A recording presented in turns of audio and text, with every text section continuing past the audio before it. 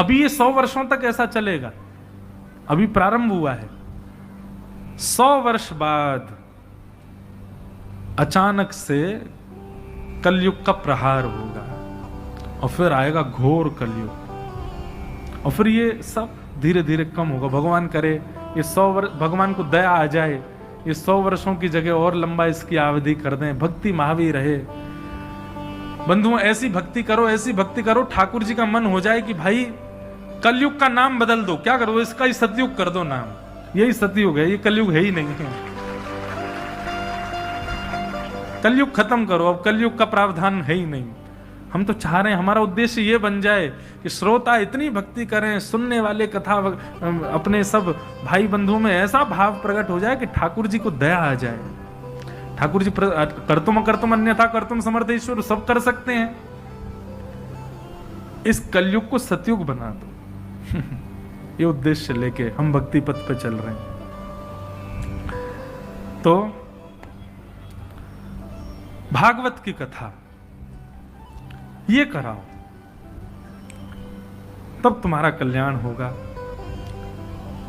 भागवत की कथा कराई, बड़े बड़े ऋषिगण, बड़े बड़े सब लोग पधारे, भागवत की कथा हुई, भक्त ज्ञान वैराग्य तीनों आकर के विराजमान हो गए। जैसे ही भागवत की कथा में प्रवेश किया, भक्ति सुतौ तौ तरणौ गृहीत्वा प्रेमैक रूपा सहसा विरासी, श्री कृष्ण गोविंद हरे मुरारे, नाथेति नामानि मुहुर्वदन्ति। एक बात मेरी सुनिए, एक आप सब लोगों के लिए गृह कार्य है, होमवर्क। क्या? जो भाव, जो प्रेम, जो ज्ञान, जो वैराग्य कथा सुनते सुनते उत्पन्न होता है ना चित्त में, वो सदा रहना चाहिए आपके अंदर। यही आपका कथा सुनने का उद्देश्य है कि जिस भाव से आप 4 घंटे कथा में बैठ रहे हो, उस भाव से अब बाकी का जीवन भी जीना है, इसी भाव में ही रहना है। ऐसा नहीं कि यहां पर आप प्रिय हो जाएं, यहां से जाते ही बाहर आप कलेश्यारे हो जाओ, ऐसा नहीं। यहां 4 घंटे आप सबका मुखमंडल इतना प्यारा लग रहा है कि आपसे सुंदर संसार में कोई नहीं। ऐसी आकृति, ऐसे भाव देखो। आप सब लोग यहां से बाहर इतनी बड़ी सभा में इतने लोग यदि कहीं और बैठे हों बिना कथा के, तो वो ऐसे नहीं बैठे होंगे, वो ऐसे बैठे होंगे। एयरपोर्ट पर, रेलवे स्टेशन पर कभी नजर घुमा के देखो, सब कैसे बैठे होंगे? ऐसे ही बैठे मिलते हैं सब। सबकी नजर झुका दी, सबका सिर झुका दिया इसने। अच्छा, ऐसा नहीं है कि मैं इसकी इतनी बुराई कर रहा हूं तो मैं यूज नहीं करता, मैं भी, मेरा भी सिर झुकाया है। पर कथा में देखो, यहां कोई फोन नहीं चला रहा है, सब ऐसे बैठे। पिछले 3 घंटे से आपने फोन नहीं चलाया, पिछले 1 महीने में इतना फोन का कम इस्तेमाल आपने आज पहली बार किया होगा, निश्चित है ना? ऐसा पूरा जीवन कर लो, प्रसन्न मुद्रा में रहो, भाव में रहो, प्रिय रहो, सबको प्रिय लगो, ऐसा पूरा जीवन। जैसा 4 घंटे का हमारा कथा का स्वरूप है, ऐसा स्वरूप बाकी के शेष जीवन का हो जाए, यही हमारा गृह कार्य है। इसी के लिए आपको प्रयत्न करना है। और आप एक बात सुनिए, लोग मुझसे कहते हैं महाराज जी कोई नियम बताओ, कोई उपाय बताओ, कोई भजन बताओ। यही नियम है आपका। आप 4 घंटे जैसे कथा में रहते हैं, वैसे पूरे जीवन में रहने का नियम ले लीजिए, आपको ठाकुर जी प्राप्त हो जाएंगे। भगवत प्राप्ति इसी मात्र से हो जाएगी। और दूसरी बात, वैसे तो ब्रह्म वाक्यम जनार्दनम, ब्राह्मण की वाणी मतलब भगवान की वाणी। यदि ब्राह्मण कुछ कह दे तो उसको सत्य करने भगवान को आना पड़ता है, लेकिन वो ब्राह्मण भी यदि ब्रजवासी हो तो ठाकुर जी को निश्चित आना पड़ता है। और वो ब्राह्मण ब्रजवासी, सुनो बात तो सुन लो पहले पूरी, और वो ब्राह्मण ब्रजवासी भी यदि व्यासमंच पे बैठ के कह दे, भागवत जी के सामने बैठ के कह दे, तो निश्चित है आपको ठाकुर जी की प्राप्ति केवल इतने मात्र से हो जाएगी कि जितनी देर आप कथा में जिस भाव में रहते हो, उसी भाव में पूरे जीवन भर रहो, सदा ऐसे ही रहो। प्रसन्न हासारुण लोचलोल्लसत, सदा ठाकुर जी के भाव में रहो। तो भागवत की कथा हुई, और उस कथा में आते ही ज्ञान वैराग्य दोनों पुष्ट हो गए, और पुष्ट होते ही युवा अवस्था को प्राप्त हो गए। भक्ति महारानी नृत्य करने लगी, चरणों में प्रणाम करते हुए नारद जी से कहा, हे नारद जी आपने बड़ी कृपा की। नारद जी ने कहा, देवी अब आप हमें एक वचन दो। बोले क्या? भक्तेषु गोविंद स्वरूप कर्त्री प्रेमैक धर्त्री भ्रमरोग हंत्री स्वातम च तिष्ठस्व सधैर्य संश्रया निरंतरम वैष्णव मानसा।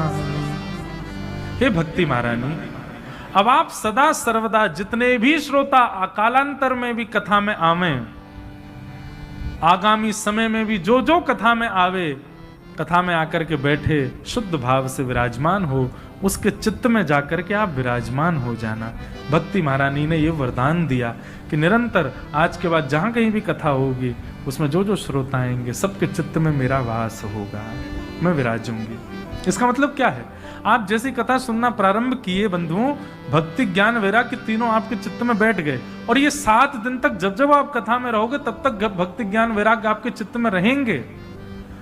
पर जैसे ही 7 दिन बाद आप पुनः वैसे होते चले गए जैसे आप पहले थे, ये दोनों आपका, तीनों आपका पुनः परित्याग कर देंगे। और अगर इन तीनों ने हमारा त्याग किया तो ये समझ लीजिएगा कि भक्ति ज्ञान वैराग्य नहीं, ठाकुर जी हमारा त्याग कर रहे हैं।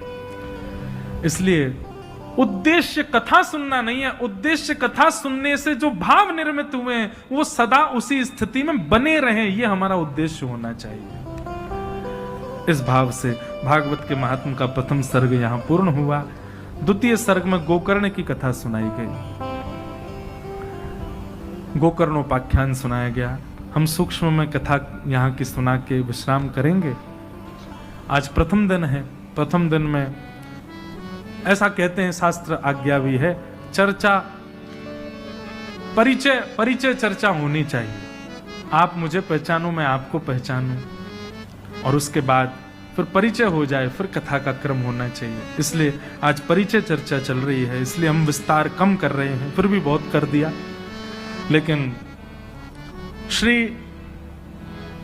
आत्मदेव नाम के ब्राह्मण थे, उनके पास संतान नहीं थी। संतान ना होने की वजह से बड़े दुखी थे। संसार में बंधुओं जो भी वस्तु आपको ठाकुर जी न देते हैं, नहीं देते हैं, उसमें अपनी भलाई समझो। कभी भी प्रकृति से किसी वस्तु को छीनिए मत। 1-2 बार प्रयास करना चाहिए। 1-2 बार के प्रयास के उपरांत यदि आपको वस्तु की प्राप्ति ना हो तो उसको भगवद आज्ञा मान करके छोड़ देना चाहिए। चाहे वो संतान हो, चाहे वो सांसारिक कोई वस्तु हो, धन हो, संपत्ति हो। 2-3 बार प्रयास करो, प्रयास के बाद भी यदि प्राप्त ना हो तो भगवद इच्छा मान के उसको छोड़ दो। क्योंकि जो व्यक्ति लगा रहता नहीं, चाहिए चाहिए चाहिए चाहिए, प्रकृति से छीनने का प्रयास करता है, तो लोग कहते तो हैं कि वो एक डायलॉग है पिक्चर का, शिद्दत से किसी वस्तु को चाहो तो पूरी कायनात लग जाती तुमको मिलाने में, है ना, ऐसे है ना। लेकिन एक बात सुनो, कायनात मिला तो देती है उस वस्तु से, लेकिन उसी वस्तु से आपको एक ना एक दिन कष्ट जरूर होगा, ये निश्चित है। वो तो फिल्मी भाषा है, ये आध्यात्मिक भाषा है कि आप शिद्दत से लगे रहो किसी वस्तु के पीछे, मिल जाएगी आपको। लेकिन मैं दावे से कह सकता हूं, जिसके लिए आपने सब कुछ छोड़ करके प्राप्त करने का प्रयास किया, भगवत विलग वस्तु यदि वो है, एक दिन उसी वस्तु के कारण चिंता में बैठोगे। उसी वस्तु की प्राप्ति होने के बाद में आप निराश हो जाओगे, हताश हो जाओगे। इसलिए भैया ये शिद्दत से लगे रहो, कायनात लग जाए मिला, इसके लिए ठाकुर जी के लिए लगो। गोस्वामी तुलसीदास जी महाराज की पत्नी, उन्होंने यही उपदेश तो दिया, बोले जितनी प्रीति तुम मुझसे करते हो, जितनी व्याकुलता तुम्हारे अंदर मेरे लिए है, जितनी तड़प तुम मुझसे मिलने के लिए रखते हो, इतनी तड़प, इतनी व्याकुलता, इतनी परेशानी यदि तुमने राम जी के लिए रखी होती तो राम जी मिल गए होते। अब तुमको मेरे पीछे भाग रहे हो। उसी दिन भारत को गोस्वामी तुलसीदास की प्राप्ति हो गई। देखो हमारे अंदर सब कुछ है, हमारे अंदर लगन भी है, हमारे अंदर तड़प भी है, हमारे अंदर इच्छा भी है, हमारे अंदर व्याकुलता भी है, हमारे अंदर क्या कहेंगे, किसी कार्य को करने की उत्सुकता भी है। सब कुछ है हमारे अंदर, पर संसार के लिए। अभी 2-4 कलावे ले जा करके बाहर एक वृक्ष के पास बांध देता हूं और दूसरे दिन एक वीडियो बना करके वृक्ष के पास, यहां पर कलावा बांधने से आपकी मनोकामना पूरी हो जाती है। वो बेचारा वृक्ष अंतर ध्यान हो जाएगा, कलावा वृक्ष हो जाएगा। लेकिन हम कितनी भी वीडियो में बना करके कथाओं में बैठ बैठ कह दें, बोले नाम जप किया करो, ठाकुर जी की कथा सुना करो, भगवत प्राप्ति हो जाएगी। कुछ किसी को भगवान चाहिए ही नहीं। आए महाराज, हम संसार में भगवान को प्राप्त करने आए हैं। भगवत प्राप्ति के साधन के लिए सब पीछे हट जाते हैं। सांसारिक साधनों के लिए सबके देखो तप, व्रत, अनुष्ठान सब शुरू हो जाते हैं। मुझे सच में बहुत पीड़ा होती है कभी कभी देख करके। एक बार मैं एक स्थान पर गया, स्थान का नाम बोल देता हूं, जागेश्वर, उत्तराखंड में महामृत्युंजय जिस स्थान पर प्रकट हुआ, जागेश्वर बड़ी सुंदर स्थित स्थान है। कभी आपको भ्रमण के लिए जाने का मन हो, बद्रीनाथ, केदारनाथ सब लोग जाते हैं, जाना ही चाहिए, 4 धाम है हमारे। कभी आपको उत्तराखंड की तरफ जाने का मन हो, हमारे कहे से जागेश्वर जाइएगा। 3 स्थान हैं थोड़ी थोड़ी दूरी पर, जागेश्वर, बागेश्वर और मुक्तेश्वर। ये 3 हैं उत्तराखंड में। तीनों महादेव के स्थान हैं और तीनों की स्थिति कैसी है? मुक्तेश्वर वो इतनी ऊंचाई पर है कि वहां बर्फ भी दिखती है, बर्फ भी आसपास रहती है। जागेश्वर इतनी गहराई में नीचे उतरना पड़ता, पहाड़ों के भी अंदर भीतर जाना पड़ता है। और बागेश्वर ये बिल्कुल मध्य में है। तीनों मतलब ऊपर नीचे और मध्य, तीनों में है महादेव के मंदिर। 3 दिन लगते हैं दर्शन करने में। तो जागेश्वर में गया, वहीं पर महामृत्युंजय मंत्र प्रकट हुआ।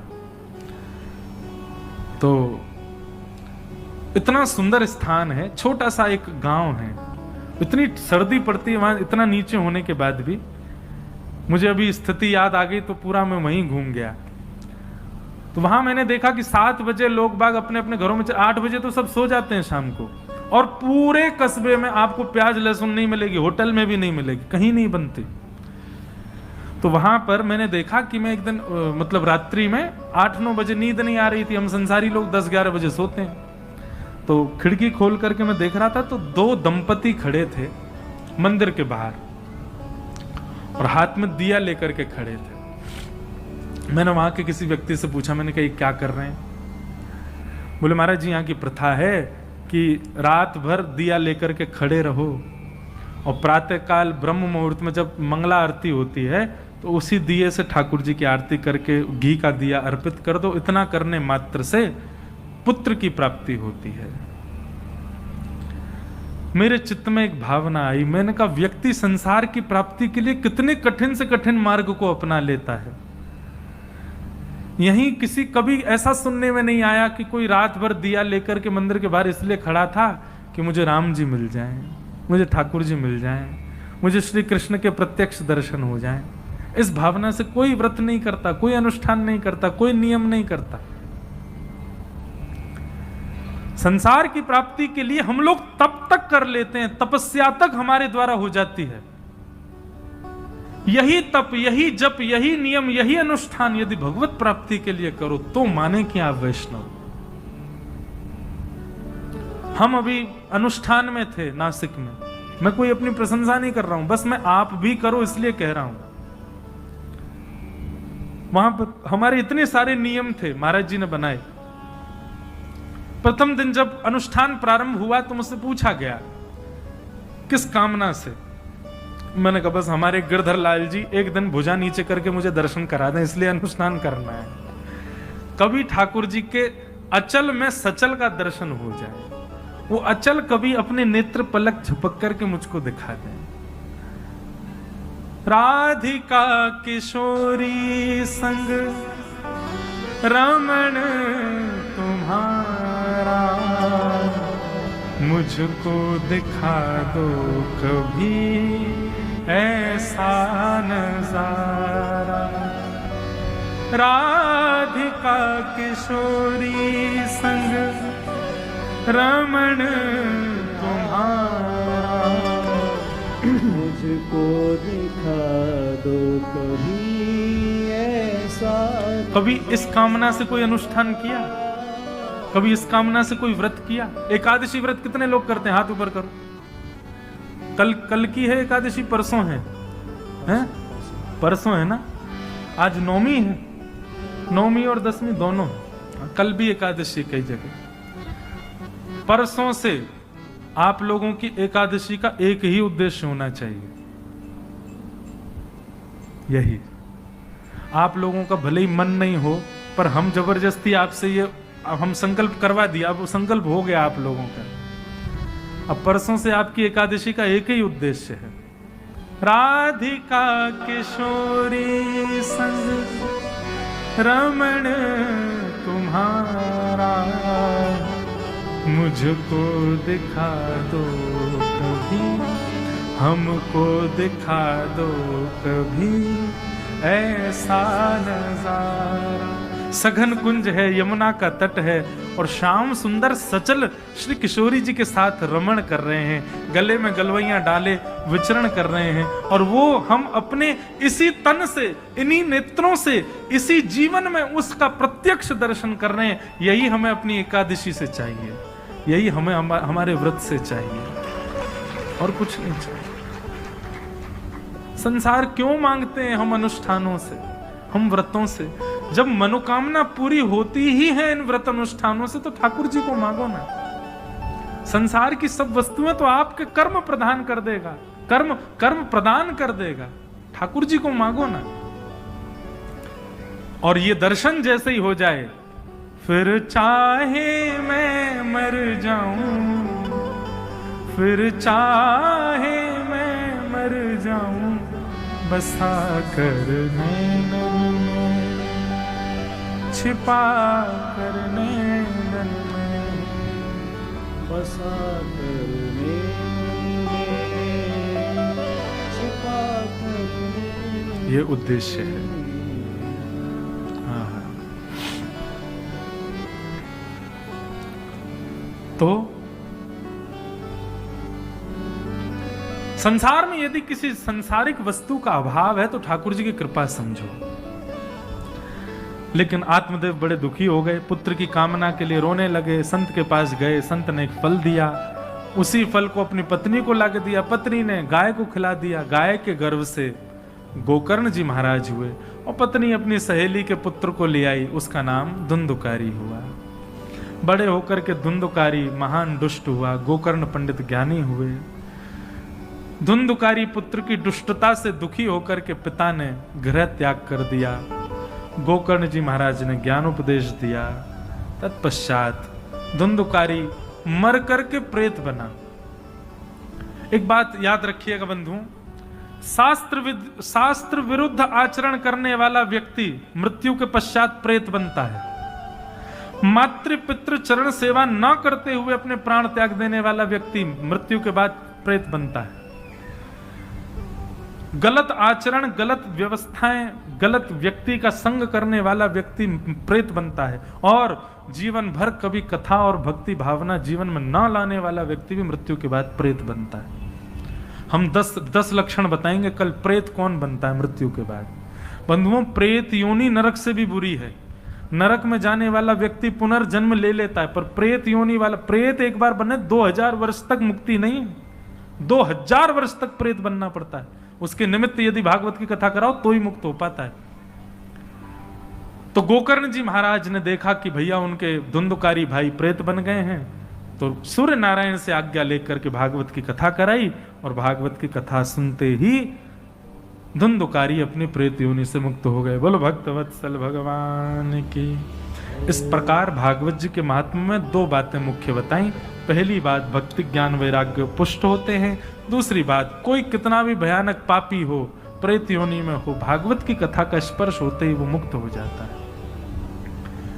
ऐसी भागवत के महात्मा को हम बारंबार प्रणाम करते हैं, और आज के मंगल भाव को यहीं विराम देते हुए कथा को अब आरती की ओर चलेंगे। कल से बंधुओं ठीक 4 बजे हम कथा प्रारंभ करेंगे। आप लोग 3:30 पौने 4 बजे तक यहाँ आ जाइए। 4 बजे से कथा प्रारंभ होगी और